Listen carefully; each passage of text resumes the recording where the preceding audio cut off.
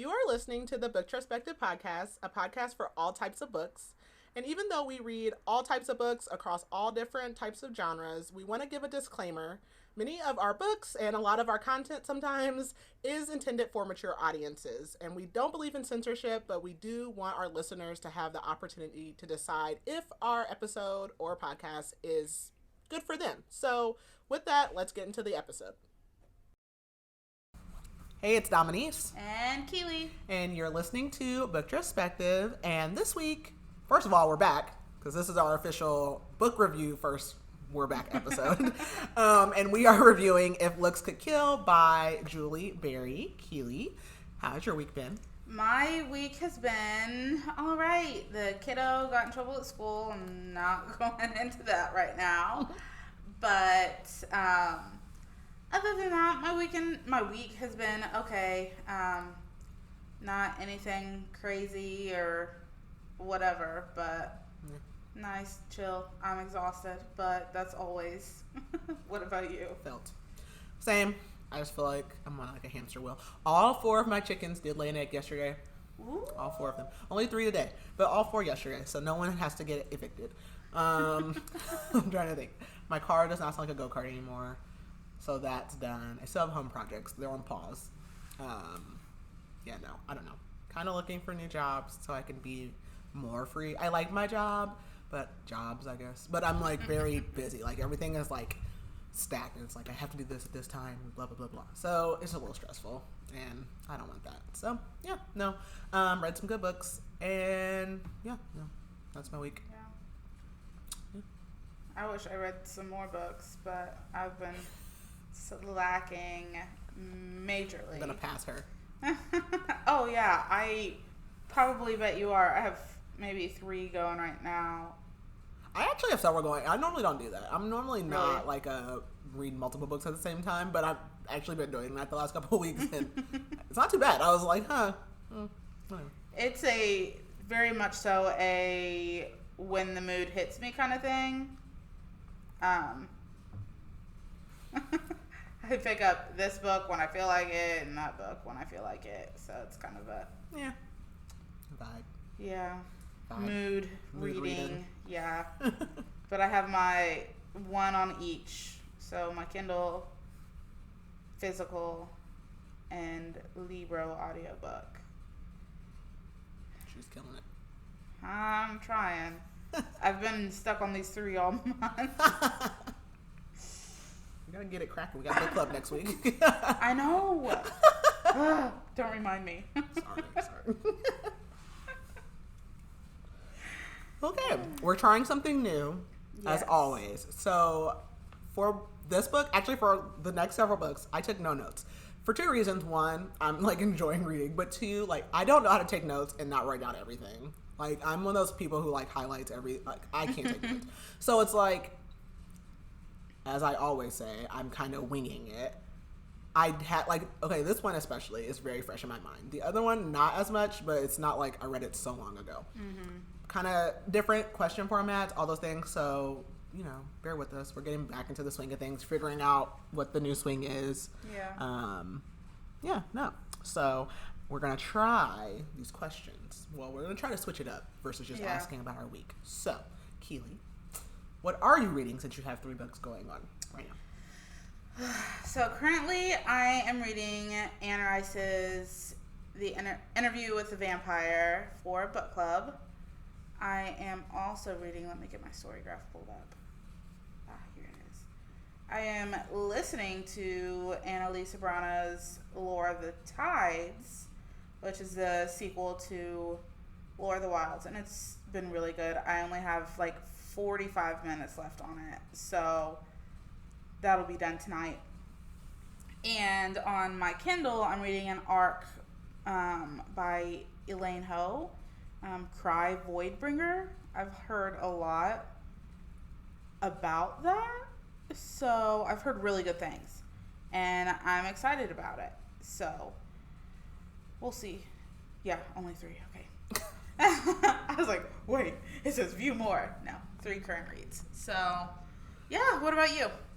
I'm reading, currently, I'm reading When the Wolf Comes Home the new Nat Cassidy. Oh, okay. It feels different. Like, Yeah. it doesn't feel... I just posted on TikTok, like, the What Are We Reading Wednesday, and I was like, this doesn't seem as weird as Nat normally goes, but I just started, so it probably could get weird. I don't mind the weird, but normally he's a little, like, off the rails, and not really there yet. And then I just finished If Looks Could Kill, and I just finished last week All the Sinners Bleed, and I'm still reading. I have, like, a little bit left of Interview with the Vampire as well. So, technically in the last week 4, but currently 2. You are killing it. I know. I put my Kindle out. I redecorated it. I was like, oh, Kindle, I've been abusing you. So she got some love. So, okay. All right. Well, normally we kick it off with our blurb. Just don't want to do it that way. I do have another question that I want to ask that'll lead into this. So, what is your irrational fear? Is it irrational? Am I irrational? I guess it doesn't necessarily have to be irrational. I have a lot of fears. Mine is irrational. Okay, well, tell me yours, and then... Ladybugs. I don't know why. I am well, it's a stupid... I want to say childhood trauma. It was not trauma at all. I was like 5, 6, and I was eating at my grandma's house, and a ladybug fell in my food. Ew. And I swore my uncle ate the ladybug, picked it off my plate, and ate it. Everybody says that he didn't, but in my little, 5, 6-year-old mind, he ate it.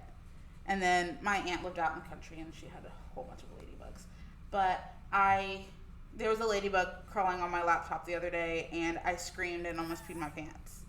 So, very much irrational, because those things aren't going to hurt me. But, yeah. I don't know that I have irrational fears. I feel like these are justifiable. Okay, and the one that I think is irrational, I don't know that it's a fear so much as an ick. Like, okay, obviously, like, one of the irrational things I feel like is, like, I'm not afraid of the dark, but, like, when you go up the stairs, like, at night, and you're like, there's somebody behind me, like, that's me. But then, like, the thing that gives me the ick is, like, I don't know that I'm scared of it, but I hate hair, like, that's not attached to a body. Like, if it's still attached, we're good. Yeah. I don't know if it's a fear, but it just, like, I don't know. I don't know. Like, it just, I guess, like, and the only other thing, I don't know, like, I'm not a germaphobe, but, like, I kind of am. Yeah. Like, I'm not at all, but things just give me the ick, and I don't know if they're fears, but I'm just, like other people's dirt. And not necessarily that they're dirty, but, like, when I go to, like, I have to stay, like, in a nice hotel. Like, if I go somewhere and it looks like someone's been here, I struggle. Yeah, I get that. I'm weird. That's the end of that. Yeah, so where are we going from here? I think you were going to do the blurb now. Yes. Done that. Yes. So if looks could kill.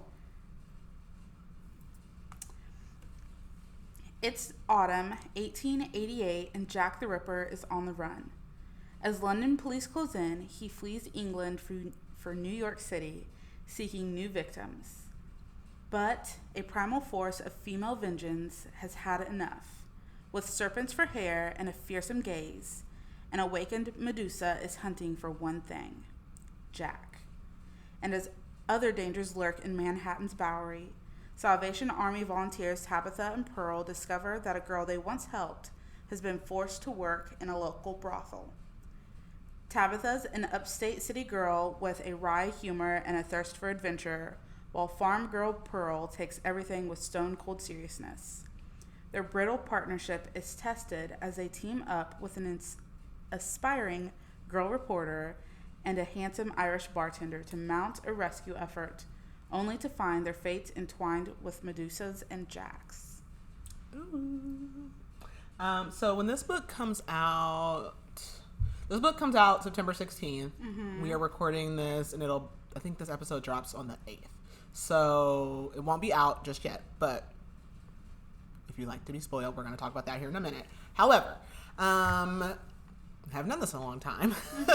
Keely, if you could describe this book in one word. If I could describe this book in one word, I would say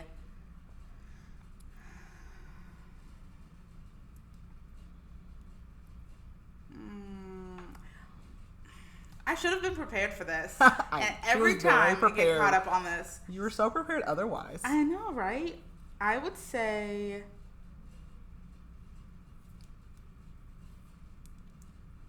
gritty-ish. That's a new one. Gritty-ish. I don't have anything fun to say. I would just say adventurous. Because I do feel like they were all over the place in this book. They were like everywhere.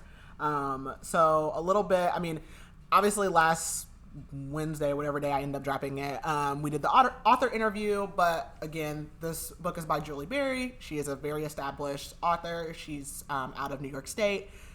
She will be going on tour. I was just looking. She goes on tour pretty much everywhere. Closest to us is she goes to Cincinnati and Columbus. So it looks like September through November-ish, she'll be doing a tour. Generally writes YA historical fiction. And so we talked to her and she basically was like, this was not planned to be written this way. Like she first kind of she's written other stuff that was like Greek mythology, and then kind of got into the Medusa part, and then was like, what would the matchup be? And then this kind of, all transpired from her beautiful brain. So, and then, like she kind of like looks at time periods and like, where would I like plant this person? I don't know how her brain works. It's fabulous. And I could never do it. What do I always say? I have the imagination of hot dog water. I literally could not. But yeah, no. So again, this book comes out September 16th. And we were so fortunate to have pre-arcs for this and to talk with her. What would you say the vibes are? I would definitely say that it is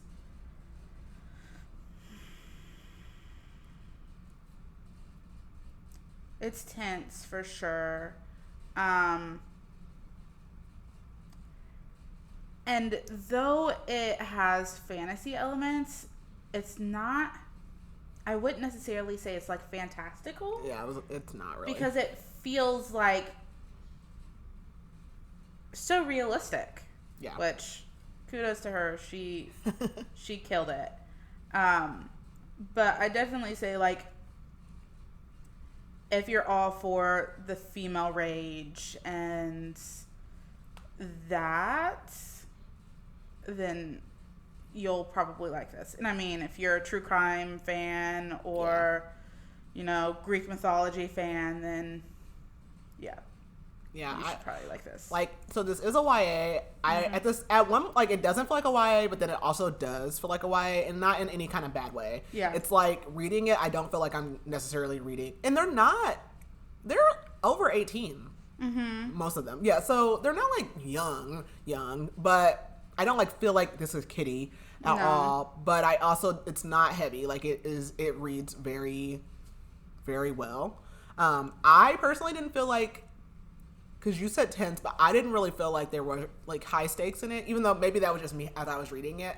I guess I was never truly like worried about any of like the main characters, which I kind of should have been at some points maybe, but I wasn't. Like I never was like, oh, they're like, I don't know. So it's a nice like tiptoe into fantasy kind of things if you're interested in that. Yeah, and oh darn, I forgot what I was gonna say. Oh, about the like, it is technically YA, but it doesn't feel like you said, it doesn't feel kiddish, but doesn't necessarily feel adult. I think it really kind of borders that young adult, new adult. Mm-hmm. Yeah. I think it's a good intro book for like anyone, whether like you're just like intro to reading, intro to the genres. I think it's a good intro to the historical fiction too. Yeah, because definitely. it didn't seem so that wasn't heavy either, bogged down and all that information. It seemed very seamless. Yeah, in that aspect. So yeah. I don't see this on here, but there are triggers for this book. Oh yes, let me see. I don't know if they'll be anywhere. If we just have to kind of. There may be some on. Look them. Storygraph.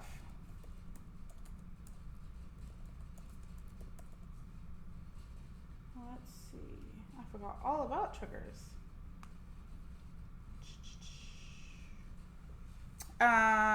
Death, gore, sexual assault, but it is not on page or graphic. Violence, trafficking, domestic abuse, drug use. Religious Cannibalism. Something. Oh yeah, I'm like, wait a minute.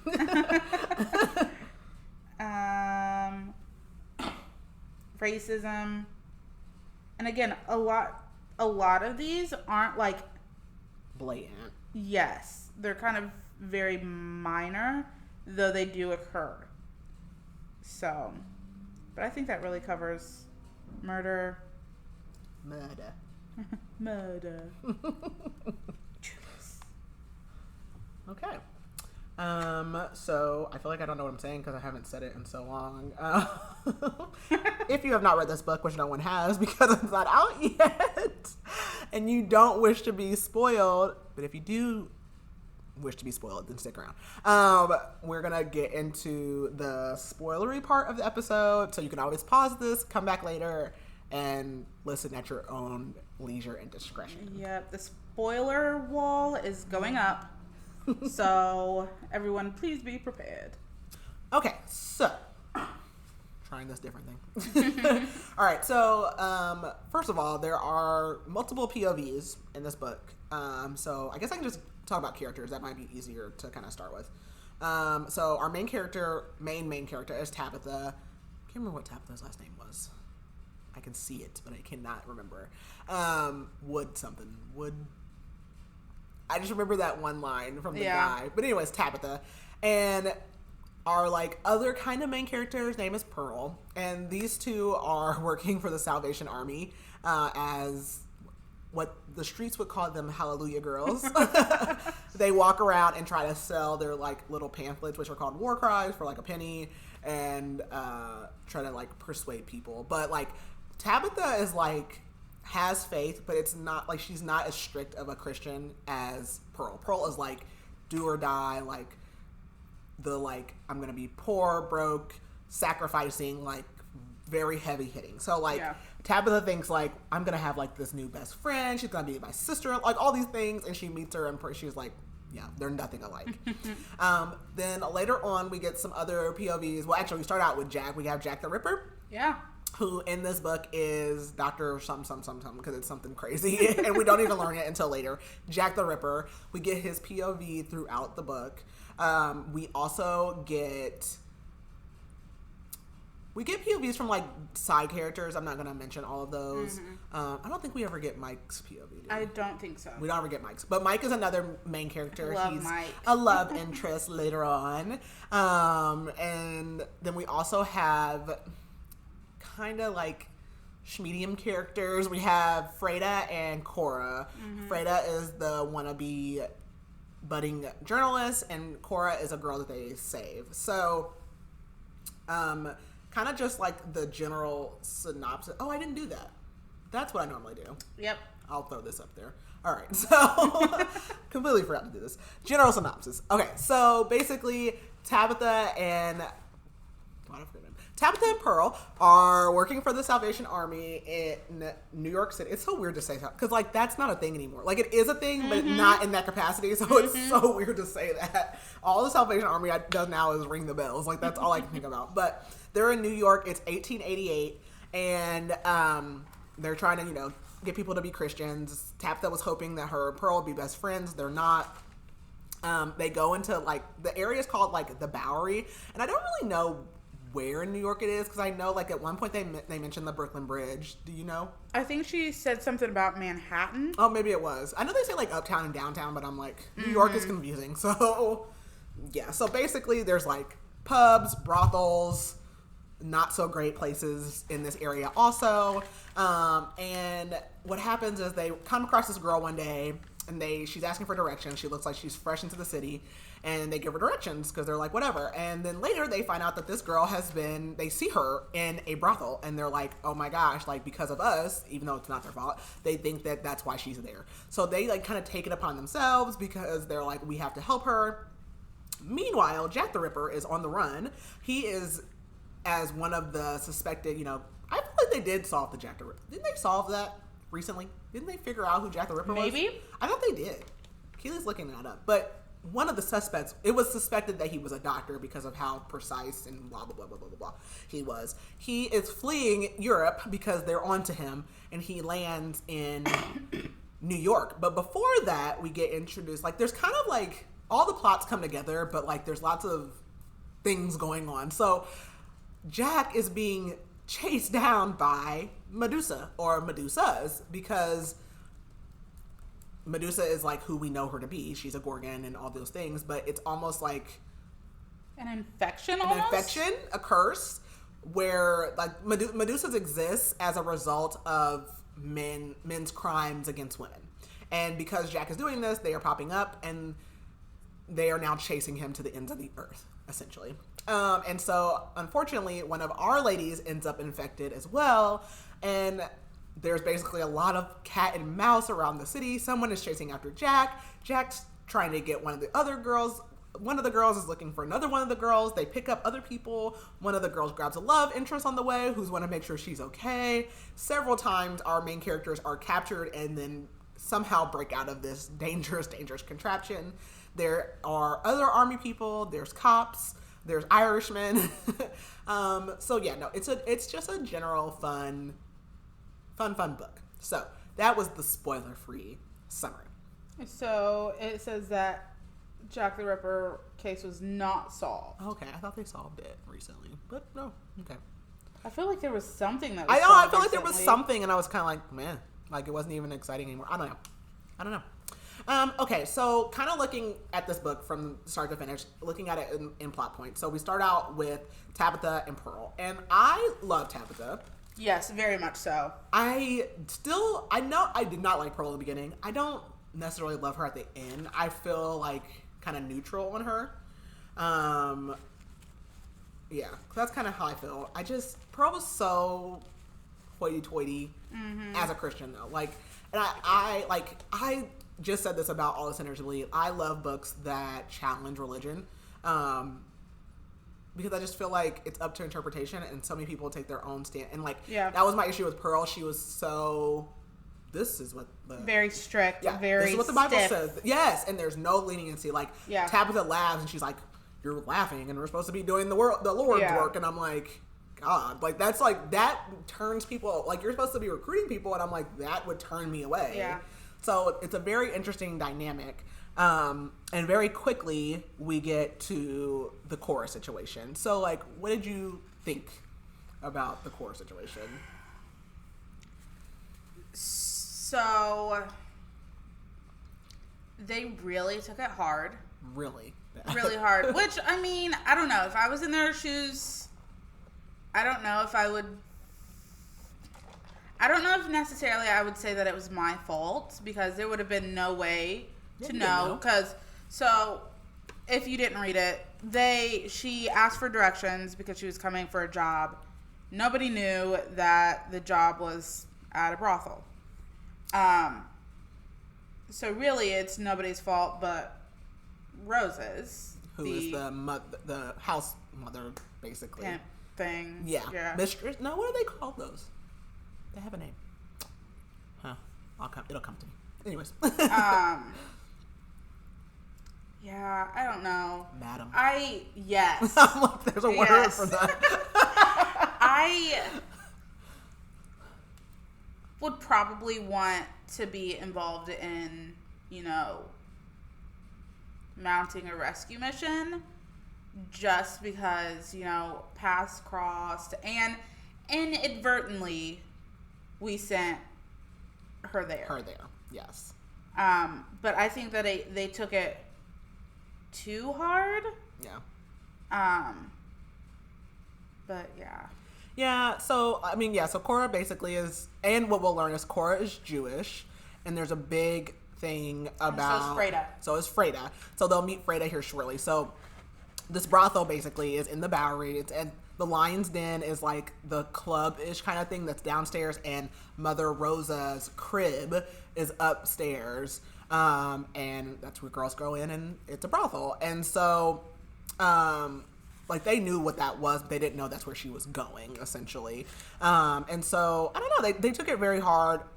They definitely didn't need to be that hard on themselves about it, because, I mean, like, she asked for directions, you told her where to go. Right. Like, anything, because she could have went anywhere and whatever. But they meet Freda, who is a budding journalist, also Jewish, and is pretty much the only person that would care to help, because obviously, like, everyone's down there minding their business. Like, the paper boys are selling their papers. They don't care. The police, they know that that's going on, but they're not breaking it up or whatever. So the other interesting thing, like, throughout all this time is, like, Pearl is beautiful. And not to say that Tabitha's not, but Pearl is, like, they constantly talk about her throughout the book. Mm-hmm. She's blonde hair, blue eyes, very, like, what's the word? I don't know. I can't think of what the word is. But she's getting everyone's attention. Yeah. And in comparison to that, Tabitha feels like no one's going to pay her any attention, which is not true. She's just not blonde hair and blue eyes, but so what? And so, like, they bicker and bicker and bicker. And, like, the only thing they ever agree on was that they want to save Cora. Mm-hmm. And so they kind of team up with Freda. And then Freda kind of goes missing for a little while. And I actually kind of missed this part because, so while all this is going on, we are introduced to Jack the Ripper, and he's over in London. Was he in London? Initially, yeah. Yes, and then he ends up in, like, Paris and all this stuff. And he's doing his thing. He's the Ripper. We know that. Come to find out, which obviously this is made up. We don't know why he did it. In this instance, he's doing it to get, like, the elixir to life, the Sorcerer's Stone. He's eating... triggers. He's eating bodies, parts to restore. The kidney, it never says what's wrong with him, does it? No, it does not. Okay, I didn't know. I wonder if he had, like, cancer or something. Yeah, something. Yeah, so he's basically trying to cure himself. But he hates women, period. Mm-hmm. And the more that this book goes on, the more because they're the ones that are after him. So he's like, I hate them. So he's like, okay, basically the police are onto him, so he gets on a boat. He's trying to get over here. Also, while all that's going on, we get introduced to the Medusas, which are women who are Medusas. Their hair turns into snakes, their eyes glow red, and they can turn you to stone. But what we'll learn is that it's like an acquired skill. Yeah. So when they first start out, they can just kind of stun them and make them, like, reflect on all the terrible things they did, but maybe not completely turn them to stone, which is what happens to Jack originally over in Europe. So not only does he get to be free, but because it didn't work on him, he now can infect other girls and turn them into Medusas. Just by, like, brushing against them. Which is, like, crazy that it only ends up being one person, because how many people did you possibly brush into in New York City? Right. Yeah. So I actually had missed this part because I was like, wait a minute. I feel like I blinked and then it happened. So, Tabitha and Pearl, I'm like, there's so many names. Tabitha and Pearl are, like, looking for Cora and doing all these things. And Pearl Jack bumps into Pearl. And at the time, we don't know this. Yeah. And all of a sudden, chaos ensues, and Pearl literally in the back of a cab, like, she looks like she's sick, and then she has snakes for hair. Yeah. Like, what? Oh my gosh. Okay. So, the next big thing that kind of happens, though, is the brothel thing, right? Yeah. So, how does that happen? How does Pearl end up in there? So, I think they went back to their apartment or something. I can't remember now that I'm, like, trying to. Yeah. But Pearl ends up going missing-ish. Yeah. And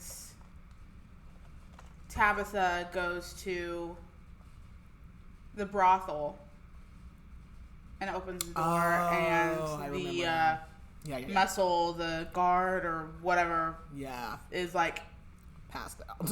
Yeah, and just, like, falls. And there's little Tabitha with this big old hulking man, and dragging him down the alley, which is a sight I would pay to see. Oh my gosh. Yeah, so I don't remember now. So basically, once you're, like, turned into a Medusa, you have, like, this pool to bad men. Mm-hmm. And I think that's what it was. It drove Pearl to the brothel, and then Tabitha ends up there because of they have, like, a freakish, and I don't mean that in a mean way, but freakish museum, like the bearded lady, all those kind of things. Well, there's someone that's supposed to be a Medusa there. Come to find out, she's not, but Tabitha learns that they get like weird fan mail, and there's a lady named Stella in New York who has like really been trying to talk to Giselle. That's her name. Yeah, the fake Gorgon. So she's like in the same place or whatever. So that's when she ends up realizing where Pearl is.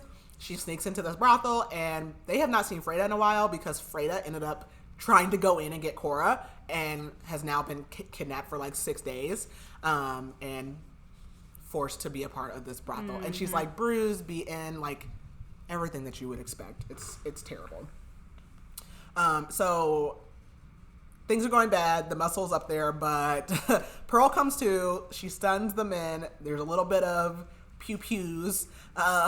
Mother Rosa is pissed, but they end up escaping, all 4 girls, and they run in to Mike. I love Mike. Love Mike so much. Mike is the Irish bartender who we were introduced to like early in the book, like briefly, when the girls were going around doing their bit for the Salvation Army. He's the nephew of the pub owner or whatever. And he likes our girl Tabitha. And she's oblivious. And so, like, from there, he basically, like, so they end up running out with Rosa. Is it Rosa or Rosie? Rose. Mother Rose. Yes.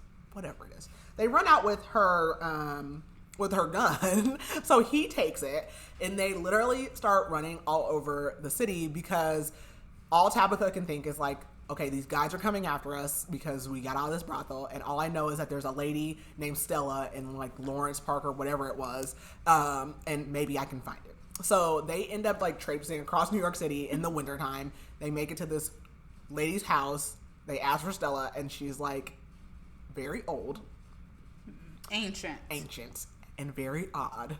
Very much so. I don't know. Like, would you have gone to this lady's house? Absolutely not. No.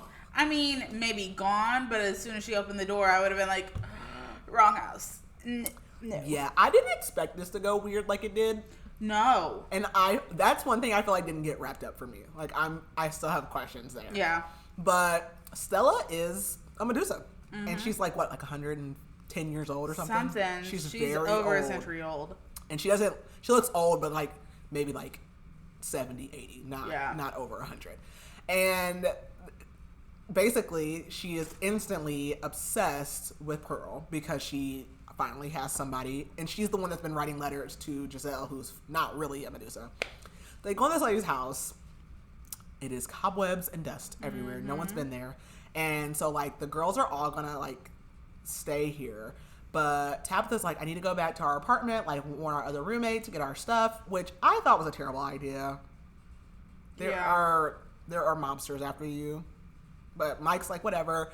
They go, and I'm like, just send Mike. I know, just send Mike. And he, again, so sweet. He's literally standing out in the cold, just like waiting. For like an hour. Yeah. Because he gave Tabitha his coat, too. He doesn't even have a coat. Do you think Stella was gonna freeze him? I don't know. Seem, but then she got weird, so I was like, she didn't seem. So she kept trying to get Tabitha to invite him in, and she's like, no, because I don't want you to turn him to stone. And at this point, he doesn't know about the Medusa part. He just knows like that they got out of the brothel. Yeah, I don't know if it was that or she was just like more company, a man's company. Yeah. Kind of thing. I don't know. Yeah, she was really weird. So Tabitha leaves with him, and they go on off on their own little adventure. They end up getting like kind of robbed, but then Tabitha beats the guy up, and like even gets a kiss from Mike after all of this. But while she's gone, Stella pounces on Pearl and is like, "Be my daughter, live with me. I'll be your mother. You can have all the riches." And Pearl's like, something's not right here. Pearl's like, she has a little pull to it, but at the same time, it's like there's something weird, like something's off. So she leaves. Well, while those two are gone, the mobsters show up. And actually no, before Pearl leaves, the mobsters show up, and Stella, she turns them to stone, all right. Yeah, she does. And off with their heads because they they fall and they break into shattered pieces. Yeah. Didn't feel bad for them. No, not at all. But then after that, Pearl leaves, and she literally is like chasing the other girls down, and they come running out, and Tabitha runs into them, and they're like, yeah, she's crazy, we gotta go. This part also was kind of weird to me, though, because so they end up going, they're like, oh my gosh, Tabitha left us, da-da-da-da. She left us to be with Mike, all this stuff. And Freda basically finds a place for her and Cora, because Cora, like, is really strange, too. Cora, at first, like, doesn't want to leave the brothel. It's kind of like, abandon all hope, like, just leave me here. And then even when she gets out, she's like very like standoffish, which is like, I'm like, we trying to save you. But then Freda gets like, I mean, I get it, she's hurt, but like, it's not Tabitha's fault, right? Like, she gets them like, they go stay with a friend, and she's basically like, oh, there's only room for us two, like, figure it out, goodbye. Yeah. I was like, that rubbed me wrong. I don't know, I don't want to victim shame, because I'm not, and I get it, but I'm like, that's like, a lot of people make a big deal about Tabitha leaving, and I'm like, I don't think she did anything wrong. Yeah. I wouldn't have went, but like, I don't think she did anything I mean, I think she should have at least told them. But I mean, she was going and preparing stuff for them all, to take all of them home with her. Yeah, she wanted them to get on the train. She's from upstate New York, and she was gonna like. But she should have told them. Or wrote them a letter or something. She just disappeared in the night with Mike, and it looked bad. But yeah, no. So after that, everyone's kind of like, those girls are pretty much gone, and we don't know where Pearl is. And they basically spend like the next couple days looking for her. Tabitha stays at Mike's, and like his aunt and uncle love her, and she goes back to Miss Stella's, who attacks her. Yeah. Like, scratches her, tries to, like, she's like, look at me. And, like, Tabitha's like, no, you're going to make me a stone. Like, she literally loses it because she's like, Pearl left because you were jealous of her. Like, she's cuckoo. Yeah. So, like, I would have been scared to stay there. But, yeah, so they're looking for her, and then, while all this is happening, Jack the Ripper is back, or he's in New York now. He is like holed up in a boarding house because the detectives have followed him to the United States and are outside of his house. He literally cannot leave. He's run off like all the other like tenants at the boarding house. Like the landlady is like, what's up? Like, you're a murderer, basically. And everyone pretty much knows that Jack the Ripper is in town. And then we gotta just get to like the big part of it, which is where all the stuff starts going down. Yeah. Mother Rose like calls the police on Tabitha, saying she stole her gun, and Mike is like, no, I was holding on to it. So they arrest him, and then she takes Tabitha and puts her in the brothel, and literally, thank God for Tabitha puking on them because things were going bad. Yeah. Meanwhile, Pearl takes a job in the boarding house because everyone's quit, so that she can get close to Jack the Ripper because she has like a pull to him.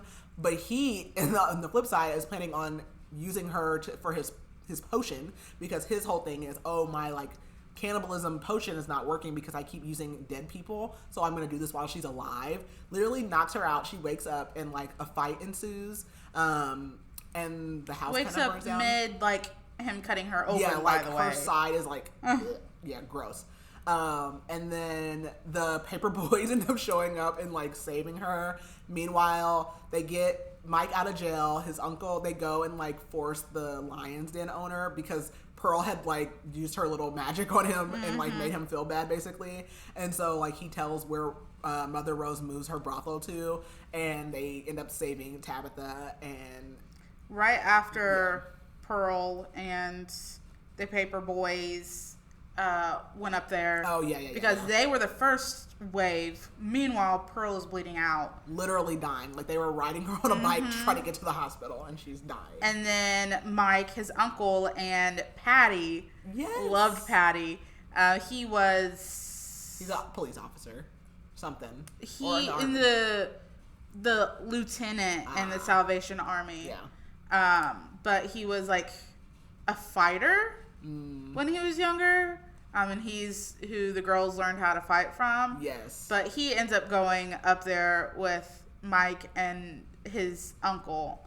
So there was that wave of help too. And I was like, Patty. I know, and he's kind of got a thing, I think, for Pearl. I think so too. And so, yeah, I think that, and of course, like Mike and Tabitha. But our girls end up making it to the hospital. They're okay, but unfortunately, Jack survives. And so the girls they do go to Tabitha's house. Pearl does too. I feel like Pearl, oh no, I guess it wasn't left open. I guess we just don't really know. Pearl ends up going home to kind of talk to her mom. So from what we get on Pearl's backstory, her dad was abusive. Yes. And her parents are poor, so she does end up going home, and I think she told her mom, but we never really get any of that with like what happens. Yeah. And obviously throughout all of this, like once Pearl becomes a Medusa, they both had quit the Salvation Army, but they basically get asked to come back because like they basically felt like they weren't really doing anything helpful, and so they start up this program where they're actually going to be not trying to just convert people or get people to join, but like actually like give out free work, and they end up coming back and like going to like this lady's home who has an abusive husband and like tons of kids and all that stuff, and they like work for free, but Pearl uses her powers for good, and basically like I don't know that she ever learned how to turn them to stone, but she can basically like she like kind of like hypnotizes them and makes them like see all the bad things they've done to all these women, and so that they like act better basically. And I don't know necessarily if it's she's not learned how to, or she chooses not to go the lethal route, because I mean when you think about it, like Pearl being a murderer. Pearl, like yeah. I couldn't see her doing that, but I love the twist and the kind of vigilante, terrifying the heck out of these men. Yes, they're just like traumatized, and they're like they can't like shake it. And then of course, because Tabitha had told Mike like, well, I'm leaving, I'm never coming back, but she ends up back in New York, and so of course her guy's waiting for her. And Jack. Now, I feel like this ending is up to interpretation, but I only want to believe one thing. So he ends up on a train. He gets out of there, and he is hallucinating anyways. Like this girl comes in to sell him peanuts, and he is like, every woman he sees looks like a Medusa. And in his mind, women are evil, and he's like, oh, because he was like, where do all these Medusas keep coming from? Because obviously he's bumped into different people, and they've turned into him, but it's not. It's just because like he's hallucinating that. Yeah. But Giselle, the fake Medusa, ends up teaming up with a French girl who he ran into on a boat and turned into a Medusa. And at the end, he's like in the train car, like he goes to sleep or whatever, and then when he wakes up, they're like sitting across from him, and he's just like hysterically screaming as like the train goes on. And I like to believe that was not a hallucination and that was real. Yeah. And that they kill him. I think so too. Yeah, no. Because I just have to believe, because when he got away, I was like, I don't like that. So, yes. So that's the rough and dirty of If Looks Could Kill. So let's do some of these questions. Okay, so because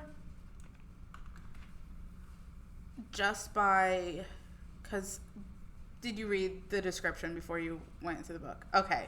She knows I didn't read anything before. So before we got into it, what was your like initial thoughts, impressions? Like, where did you imagine it going? Like anywhere with it, or?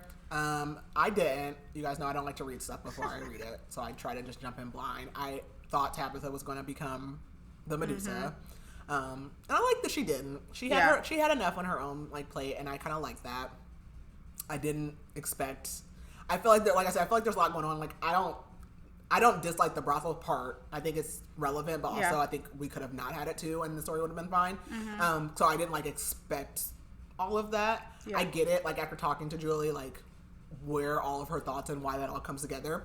But I really didn't expect much with that. I really didn't know what, because I'm like, how does Medusa team up with Jack the Ripper? Like, I don't know how that's gonna like come about. But no, like I didn't really have any expectations or like thoughts on where that was gonna go. Yeah, I don't know necessarily that I really had anything. I just saw Medusa and versus Jack the Ripper, and I was like, oh yeah, that sounds good to me. Yep. So I didn't really read much past that, honestly. I was pleasantly surprised with where the book went. Yeah. I started out not a fan of Pearl at all.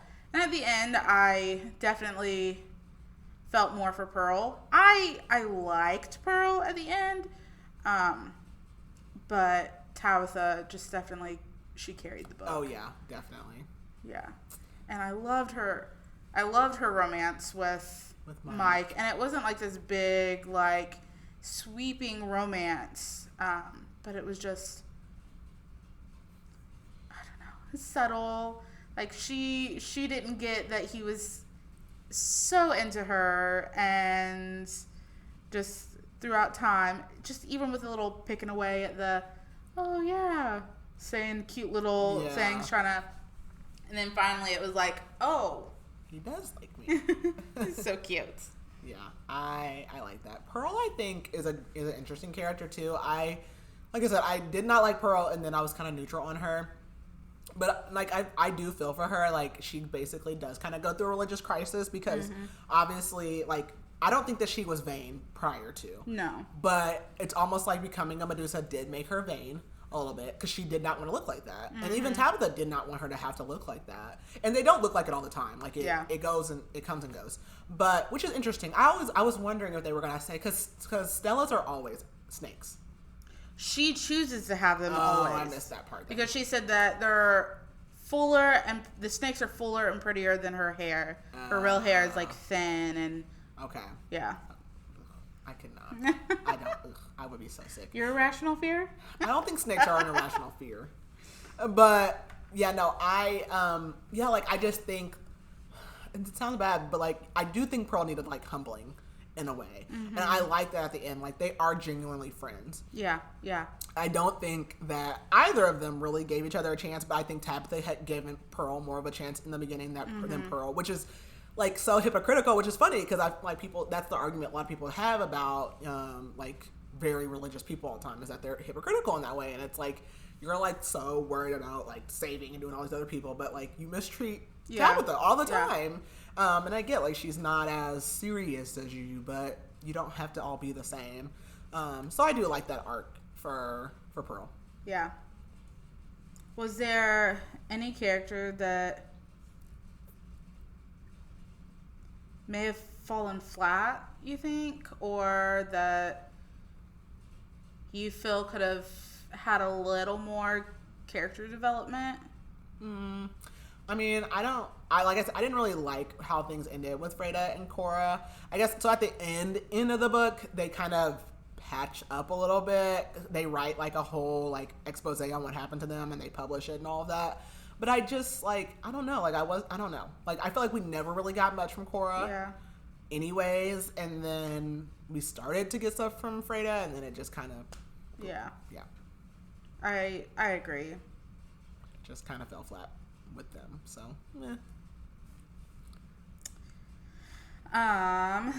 let's see, how are we on, or what are we on time? I don't really know because I have a couple things in here, but we're just at an hour with, like, the other stuff I have in here, so we're probably at like 40 minutes. Okay. Let's see, let's do another question.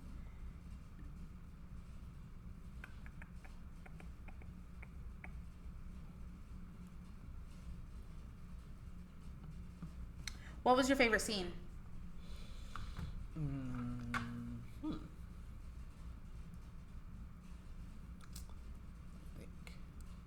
I don't know. I kind of like the stuff at Stella's. Like, both of them, actually. I like when the, like, guys come in, but I also like when Tabitha goes back, because she was just nuts, and I'm like, whoa, hold on, lady. I don't know. I like Stella, like, as a side gray character. Mine was after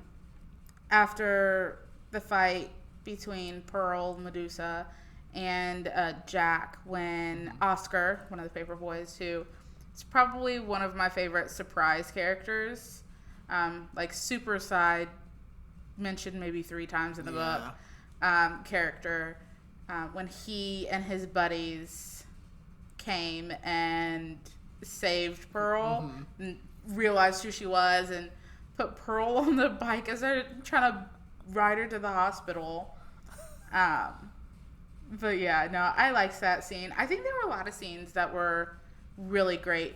The scene when Pearl went to visit something Leone or I do like at the Lion's Den. Yeah, the Giovanni. Yes. Which he was a freaking piece of work. I liked that scene too, but yeah.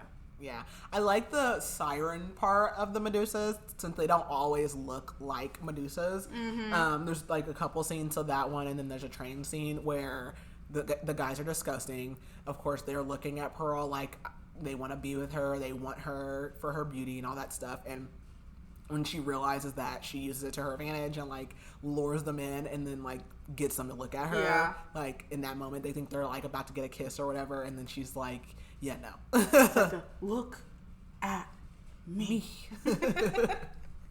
Yeah, no. So I do like those. I just yeah. So as far as ratings go, I rated this a big 5 out of 5. Where's my notes? I rated it a big 5 out of 5 petrified men. What about you? That's hilarious. A 4 out of 5. The only thing that I didn't like I feel like it took me a bit to like get into it. Mm-hmm. And I do like, even though I like all the parts, like I said, I feel like there's some stuff we could have done without.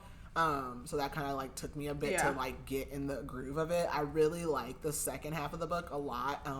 I enjoy most of the characters and everything about it, and the ease of the book though. So still 4. What was it? Petrified Men? Yeah. I do. It did start out kind of a little slow. It was very character driven, starting out. A lot of just kind of. It took a while for the story, the action to really get started. But once it did, the pacing was great and everything. It was great. But yeah. Nope, I agree. Can you find reviews on ARCs? I guess if you get on NetGalley, or no. Also, I should probably get on there and say I read this book before NetGalley dings me. I know they like to do that.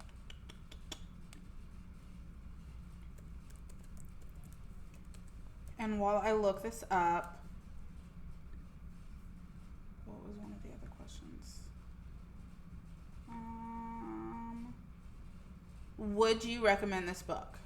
Oh yeah, I think anyone can really read it. Like I think teens can read it, up to adults, whatever. So yeah, I think it's fun.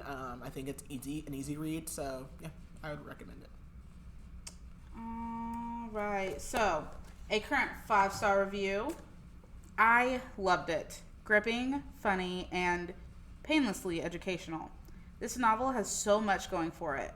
Beyond the exhilarating action scenes, I really appreciated the moral dilemmas Tabitha faces as she tries to do the right thing, even while questioning the point of it all. Her inner dialogue is heartfelt and refreshingly honest, capturing a mix of jaded skepticism and stubborn idealism that readers of all ages will appreciate. The Bowery setting in New York is also brilliantly researched and vividly brought to life, which I do agree. Julie Berry did her research, and she did it well. I don't feel like there really was any plot holes or just, and that's on the writing aspect of it, but like you can tell that she has researched it very well. Yeah, she did a really good job. There currently are no 1-star reviews, so I'm going to go to the only 2-star review. I love the concept and themes in this book. It shows historical issues and tensions within the narrative. The book blends mythology with a bit of history. What I didn't like was the writing. It felt like I was a distance away from the characters. The pacing also felt wonky and often very slow. I couldn't get into this one, and I really wanted to. Yeah. Okay. Not bad. Okay. Anything else about Looks Could Kill? Not about Looks Could Kill, but I think that something that we could do is pitch the next book. Okay. All right. So next week we will be reading one of our favorite authors. Yes. This is his newest book released this year, right? Yes. Yeah. It is Witchcraft for Wayward Girls by Grady Hendrix. We really enjoyed meeting him, and he's great. Yes. This book was published in January of 2025. It 26. is. No, yep, 25. Oh, sorry. Nope. Okay. I'm reading. I'm not going off the top of my head. I was looking up the thing, and the paperback comes out the same time next week. And it is considered a horror novel. So, Witchcraft for Wayward Girls is equal parts dark, empowering, and wildly compelling. A story about girls who refuse to stay powerless in a world that sees them as the opposite. You know, I didn't realize these kind of go together. Yeah. I didn't even think about it until you said that. I was like, oh, this was a theme. Yeah. I wasn't even paying attention, but it is. Yeah, no. So we both already read this, even though we haven't recorded yet, and we both enjoyed it. So I'm excited to discuss it. Anything else before we end today? I think that's about it. Okay, so as always, make sure you're following us on Facebook, TikTok, and Instagram, and YouTube, because I post over there too, at Booktrospective or Booktrospective Podcast on the platforms. Close enough. I think if you put Booktrospective in, we're the only one. Yeah. So, and then we will be back next Monday with our next episode, and I think that is it. Bye. Bye.